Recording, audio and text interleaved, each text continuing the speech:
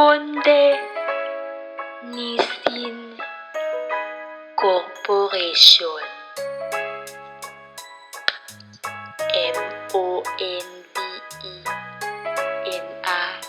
Monde-S-A-N.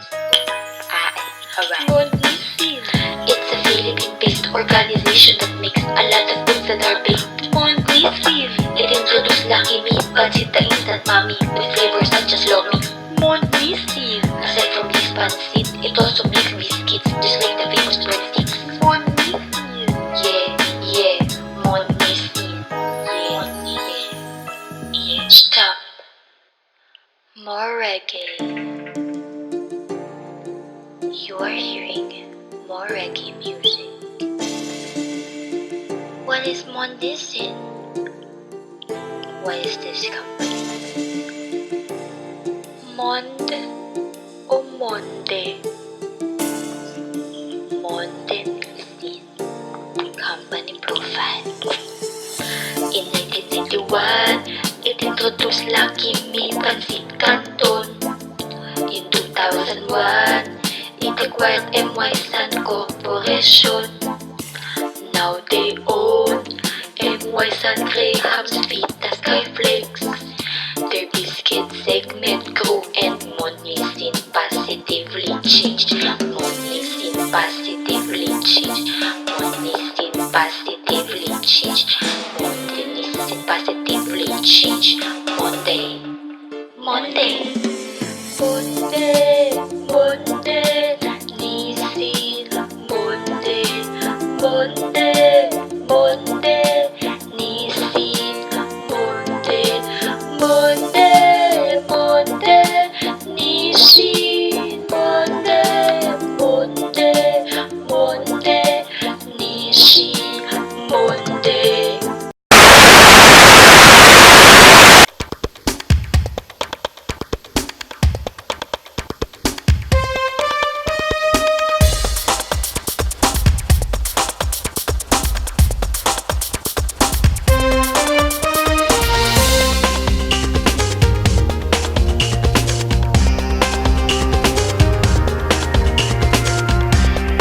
Live from Studio 68, here is Emmanuel Layus for The Daily Grind. Hi! Good morning and welcome to The Daily Grind. Okay, so now, kasama natin ngayon si Tin at si LK and here they're going to discuss some compensation and benefits ng mga Monde, no? So, actually may mga questions ako, no? Medyo marami siya, so I hope you can bear with me, no? Anyway, so let's start with it. First question, generally, no? In general to, what are the factors considered by Monde in their C&B systems, policies, and practices? So, if so, no? Do you know the basis of your company in making compensation decisions? So, it's a bit complicated actually. Kino-consider namin parehong recruitment pati yung retention. So, to be more specific, yung mga na-recruit namin, gusto rin namin silang i-retain. So, kumbaga, top of the line, we compensate our employees to correspondingly ensure profitability to Monde Nissin. Wait, really? Ganun pala talaga. Okay, I see. Now I see. Okay.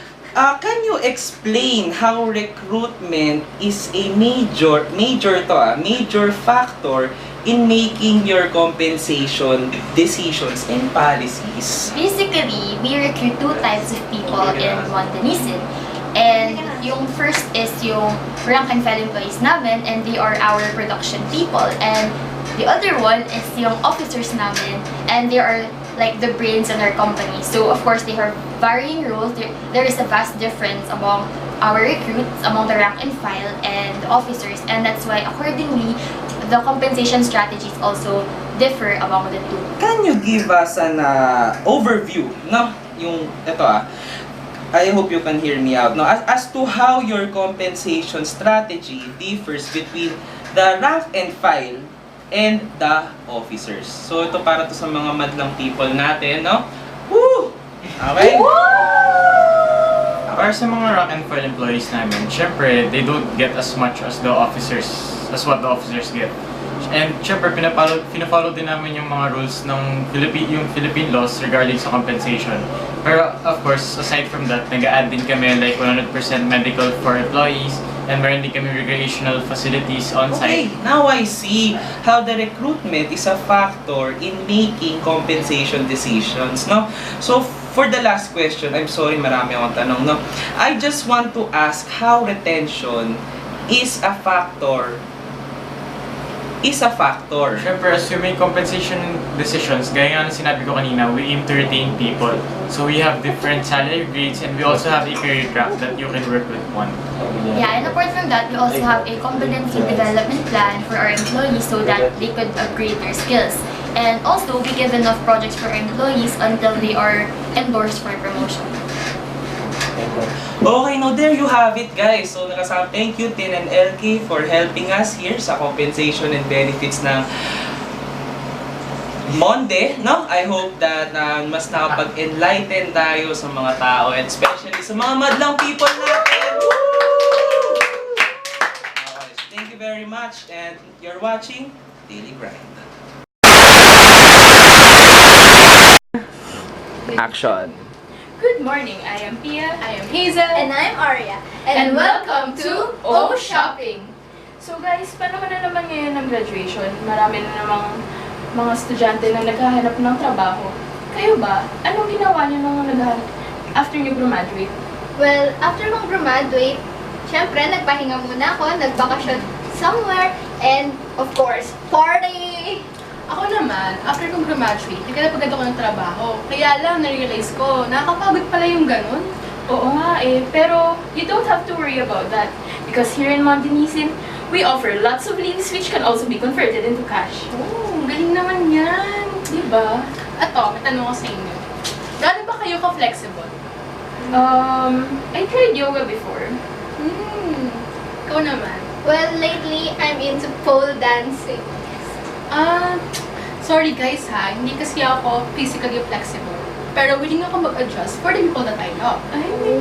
Yes, Parang good. Mondanisin, which offers flex bend or flexible benefits. So, tulad na nga lang ni Pia na mahilig sa yoga, pwede kang mag-enroll sa yoga classes. At ikaw naman, Aryan, mahilig ka sa pole dancing. Pwede kang mag-enroll sa mga pole dancing classes. At kung mahilig kayo magluto, makareceive kayo ng grocery allowance monthly. Kaya dito sa Montanisin, ang flex bend nila, mas flexible pa. Kasi sa ex mo, hindi kaya mag-adjust for you. Guys, ang sakit na. Sorry. Alam ko kung gaano kahirap masaktan at magkaroon ng durog na puso. Pero masaya ako dahil sa Montanisin, nag-offer sila ng 100% medical assistance para sa'yo at para sa pamilya mo. At saka hindi lang ito mapapabuti ang kalusugan mo, kundi mabibigyan ka rin ng chance para matutong mag-move on. Alam ko na, si Crush. Kaya lang, hindi niya ako kayang pag-aralang mahalin eh. Ay, yun lang. Kaya lang, bakit mo pa kailangan si Crush yung magmahal sa'yo?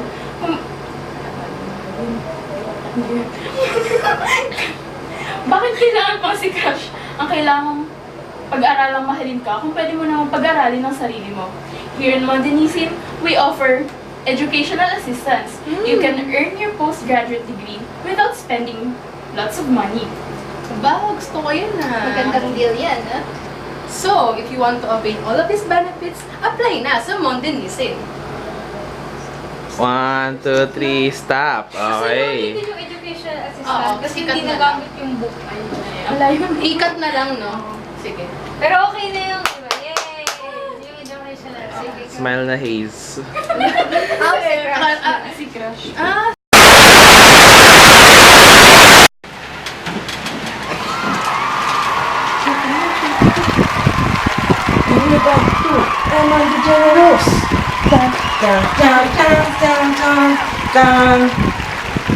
Okay, so now we're back to the Emma DeGeneres Show.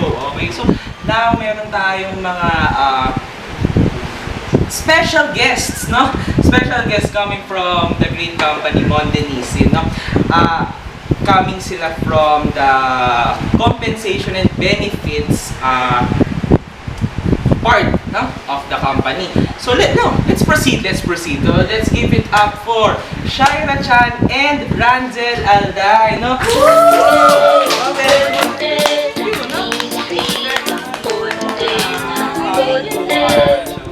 Nice leaves. Yeah. Okay na? Now, let's proceed na. Let's get it straight. No? Yung gusto ko lang malaman is, gaano ka-fair ang ways ng compensation and benefits ng Mondenisin, no? But I think na hindi kami dapat yung tinatanong as to whether we're giving the fair benefits and services to our employees. Kasi I think na it will be biased to the company. Siyempre kami yung nagbibigay ng benefits sa kanila, di ba? Okay. So yeah, I think na employees namin dapat yung tanongin.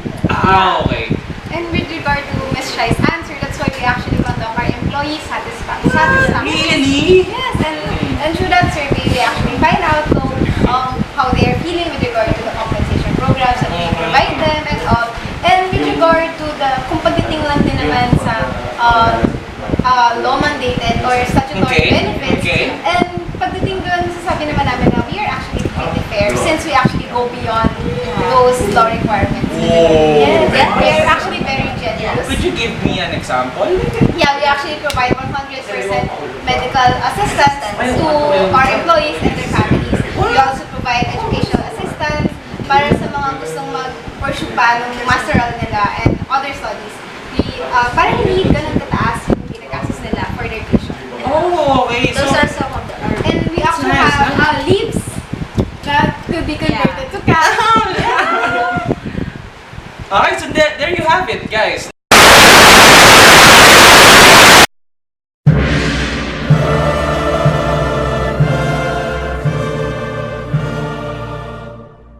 Hindi namin kailangan ng guidance sa amin, Lords. Please do this for tayo. Dito.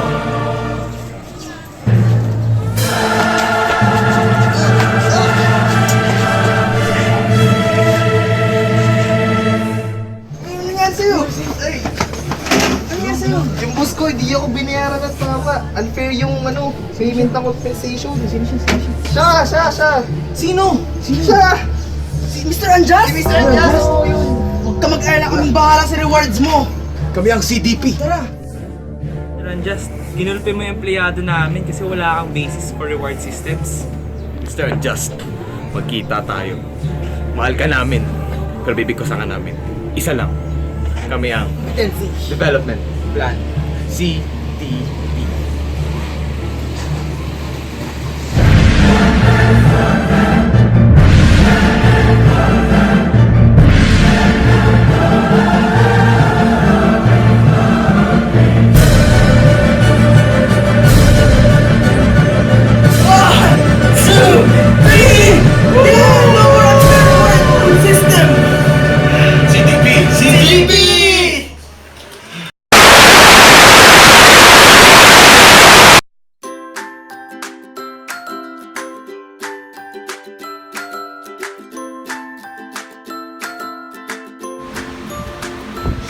Compensation and benefits.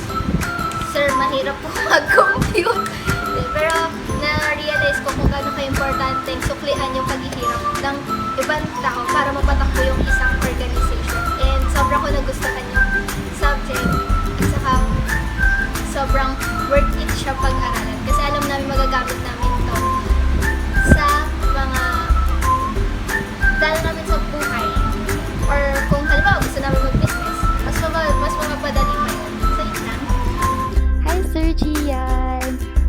Gusto ko lang po sana mag-thank you sa lahat po ng efforts niya sa pagtuturo sa amin sa Compinben. Hindi ko po makakalimutan yung time na yung first quiz po, tapos lahat po kami mababa. Parang we had to learn it the hard way. But I know na yung general message niyo po talaga for us is parang one mistake can ruin you sa CNB. And I think tumatak po talaga yun sa akin na we really have to value yung accuracy pagdating po sa compensation and benefits if ever na dun nga po kami mapunta. So yun po, thank you po sa lahat po ng learning insights na. Siyempre, bukod po dun sa lahat po ng lessons nyo, I want to thank you po for being a good prof to us. Thank you po kasi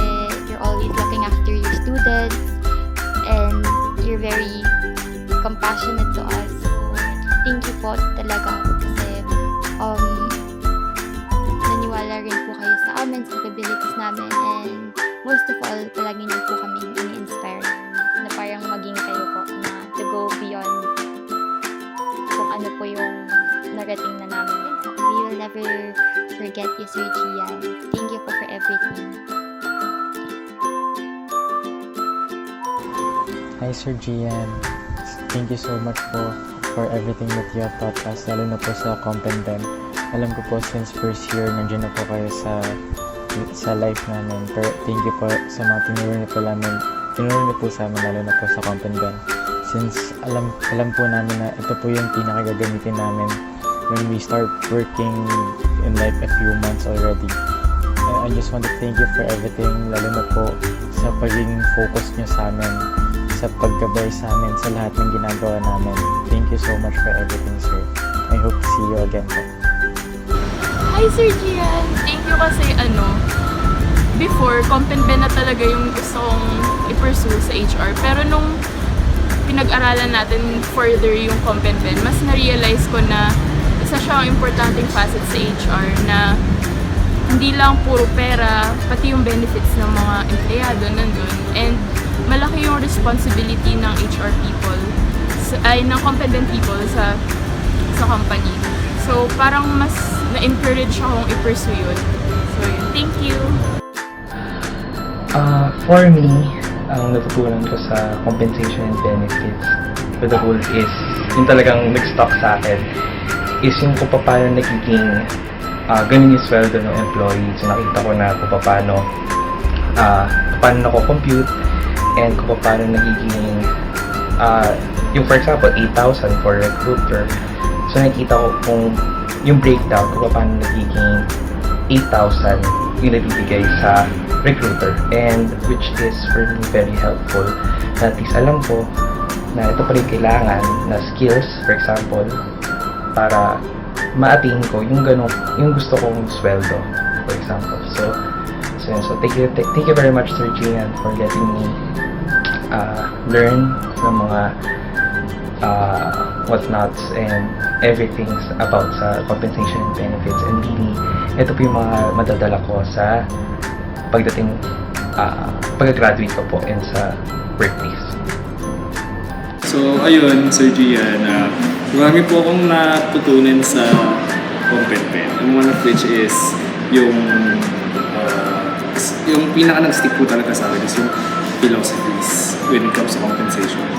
So yun po, actually hindi lang po dun lang siya nag-apply, hindi dun din po sa part na kung in doubt ka or meron kang kailangan bawasan, the first thing that you should always face is your philosophy in life. So yun po yung one of the things na talaga nag-stick po sa akin, kahit po yung pagiging exact sa mga pera. Yun. Thank you. Actually, lahat ng tinuro na subject sa Sir Gian, lahat yun sobrang favorite ko. Kaya talagang ginagawa ko yung best ko para makakuha ko ng mataas na grade sa subjects niya. Kasi siya mismo sobrang nakaka-inspire, sobrang nakaka-motivate as a professor.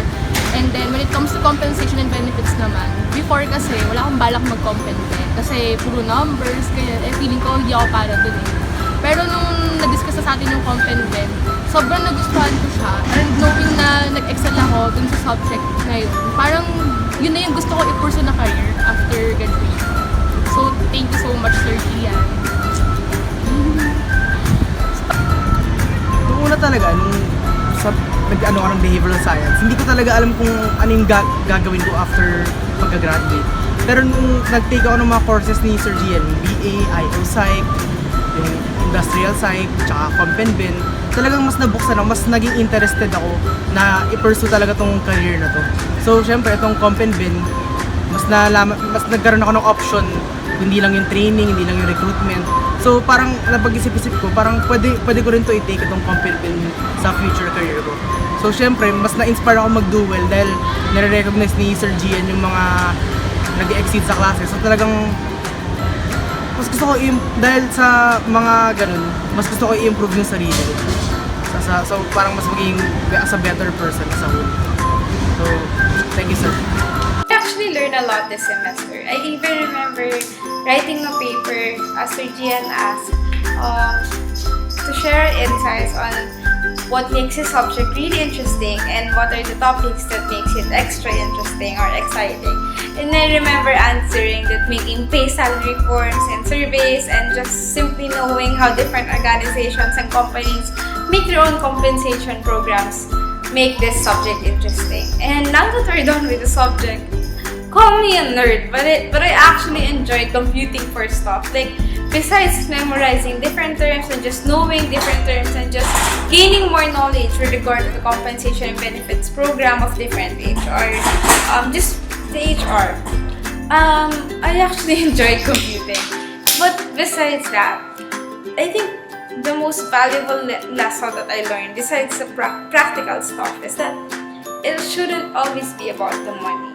Like, being practical, sure, you can stay there for the money, but it shouldn't be all about it. It shouldn't be the main motivator of your career or your whole life even. Like, people stay besides having good salaries.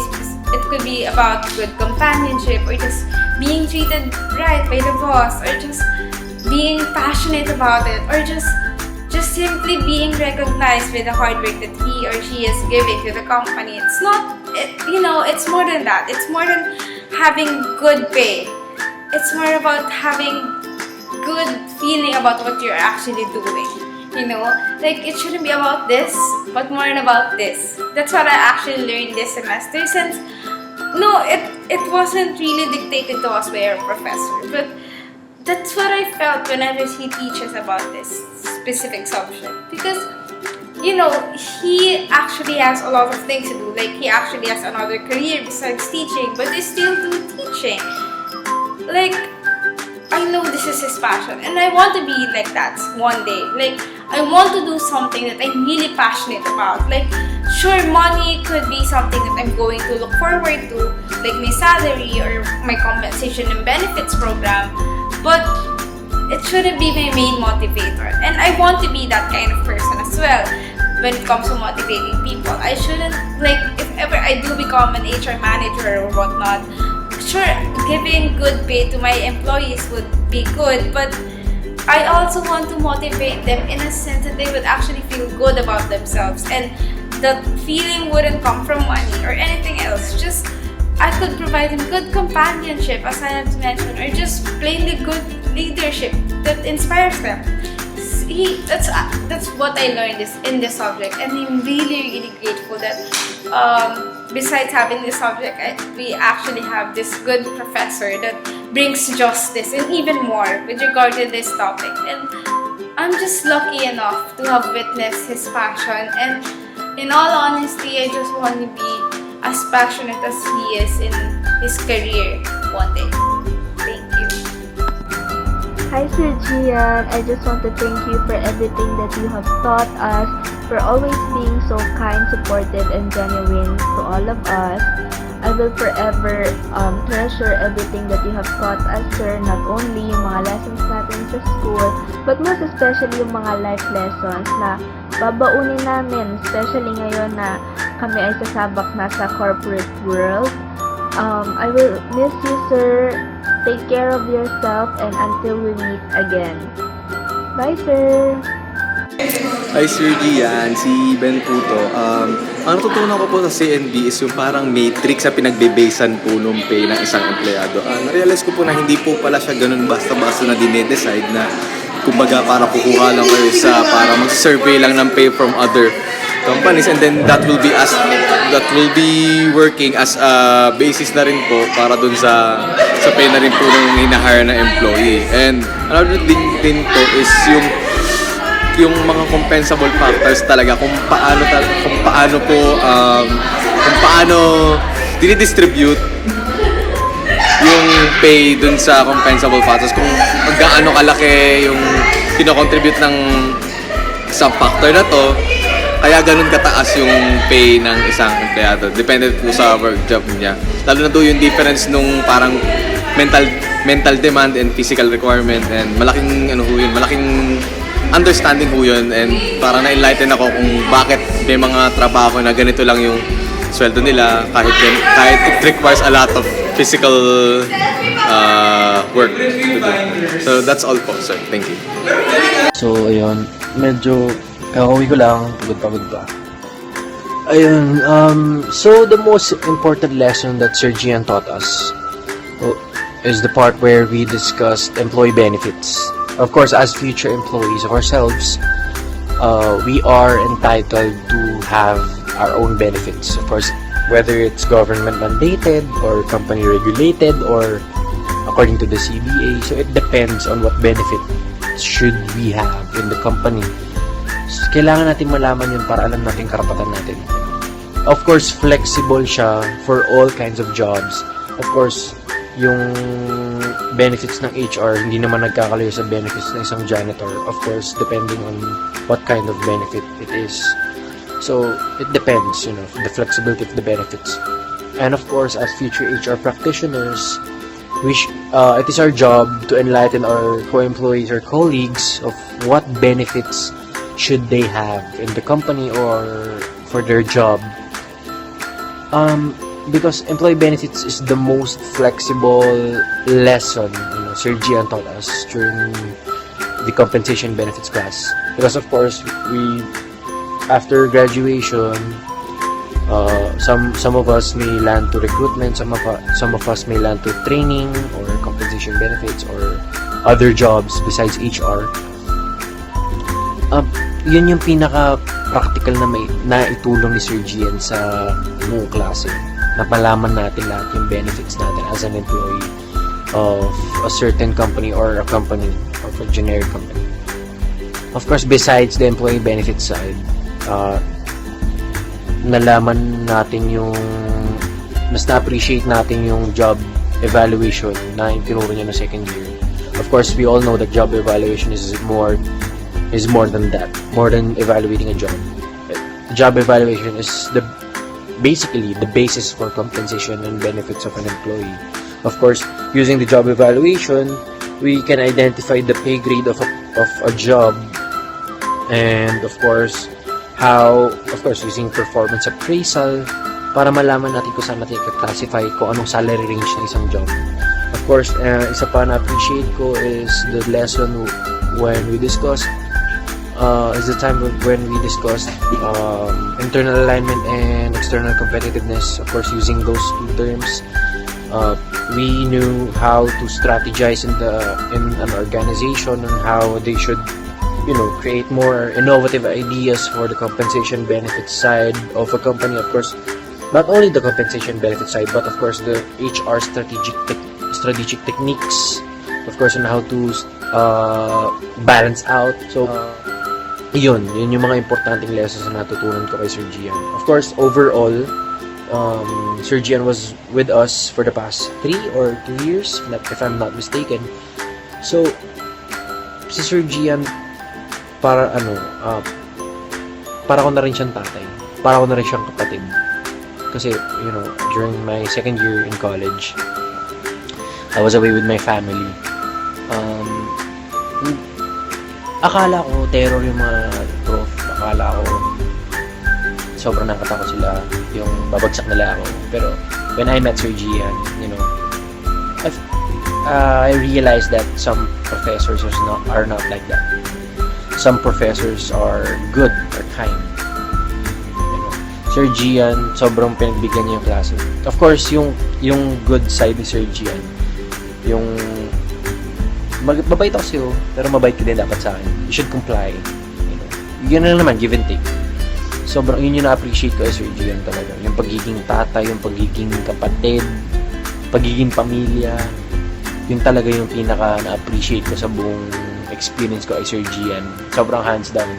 And of course, one thing that I realized during the 3 years of engagement with Sir Gian in our classes, teaching could be fun. Teaching is not just a profession. Teaching is a career. Teaching is, a passion. Kaya sobrang na-inspire ako. Kaya gusto ko talagang magturo. Gusto kong gusto kong himiwalay dun sa norm na usually recruitment lang pag best graduate. Gusto ko yung may nasi-share akong experiences with other people. That's why I'm trying my best to pursue, teaching or training or basta kahit ano, pwede mo magtuturo ka. So, sobrang salamat Sir Gian for the 3 years of your experience. We learned a lot from you. Of course, the HR stuff. Besides the HR stuff, you are family. You are a brother. You are a father to all of us. So thank you so much, and see you soon. Peace.